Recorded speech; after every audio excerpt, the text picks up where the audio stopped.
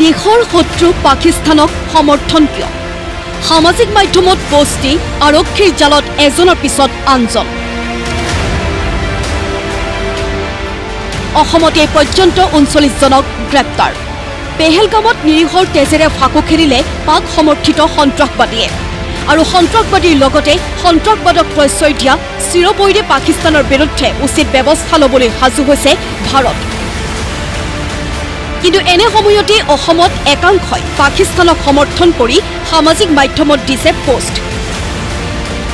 এজন নাজিবুল ইছলাম বঙাইগাঁৱৰ নাজিবুলে ইনষ্টাগ্ৰামত আই লাভ পাকিস্তান বুলি ষ্টৰি আপলোড কৰিছিল, দিছিল পাকিস্তানৰ পতাকাও।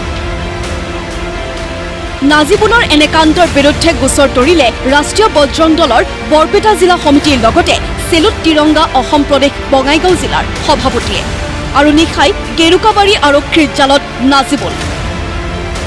মানকাছাৰতো ইনষ্টাগ্ৰামত পাকিস্তান জিন্দাবাদ কমেণ্ট লিখি গ্ৰেপ্তাৰ হ'ল সুজাবুল ইছলাম নামৰ যুৱকজন। একেদৰে ছ'চিয়েল মিডিয়াত দেশবিৰোধী মন্তব্য কৰা কাছাৰৰ কালাইনৰ নাছিব আহমেদকো আৰক্ষীয়ে গ্ৰেপ্তাৰ কৰিলে। দেশৰ শত্ৰু পাকিস্তানৰ সমৰ্থনত থিয় দিয়া সকললৈ মুখ্যমন্ত্ৰীৰ সতৰ্কবাণী।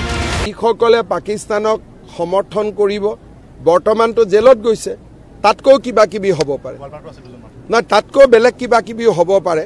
সেইকাৰণে অসমত এইবিলাক নকৰাই ভাল।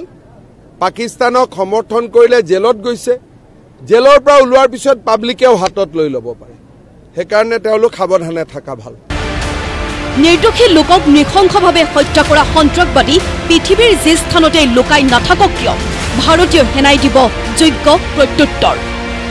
প্ৰধানমন্ত্ৰী ডাঙৰীয়াই ঘোষণা কৰিছে, আমাক সকলোকে জানিবলৈ দিছে যে পৃথিৱীৰ যি কোণতে এই হত্যাকাৰীসকল লুকাই নাথাকক কিয়, তাতেই ভাৰতৰ সেনাবাহিনীয়ে গৈ পেলাই তেওঁলোকৰ বিচাৰ কৰিব।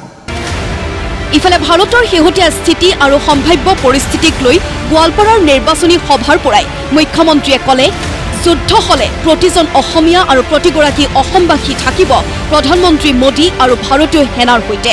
যদি ভাৰত আৰু পাকিস্তানৰ মাজত যুদ্ধ হয়, মোদী ডাঙৰীয়াই যদি ভাৰতৰ কাৰণে যুঁজ দিয়ে, আমি সকলো মোদী ডাঙৰীয়াৰ লগত থাকিম নে নাই? থাকিম নে নাই?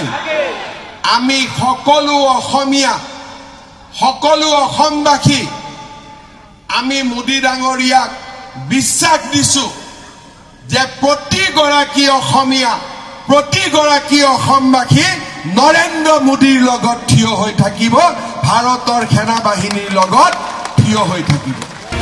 অহা 15 দিন বা এমাহ ভাৰতৰ বাবে হ'ব পৰীক্ষা আৰু আমি বিজয়ৰ তিলক পিন্ধাব লাগিব ভাৰত মাতৃক। অহা এমাহ 15 দিন 2 মাহ ভাৰতৰ কাৰণে পৰীক্ষা হ'ব আৰু আমি ভাৰত মাতৃক বিজয়ৰ তিলক পিন্ধাব লাগিব। পঞ্চায়তত বিজেপি, বিধানসভাত বিজেপি, কিন্তু যেতিয়া আমি যুদ্ধ হ'ব তাত আমি ভাৰতীয়। দেশবাসীৰ এটাই দাবী, পেহেলগামৰ ঘটনাৰ উচিত প্ৰত্যুত্তৰ দিয়া হওক। ব্যুৰো ৰিপৰ্ট, প্ৰতিদিন টাইম।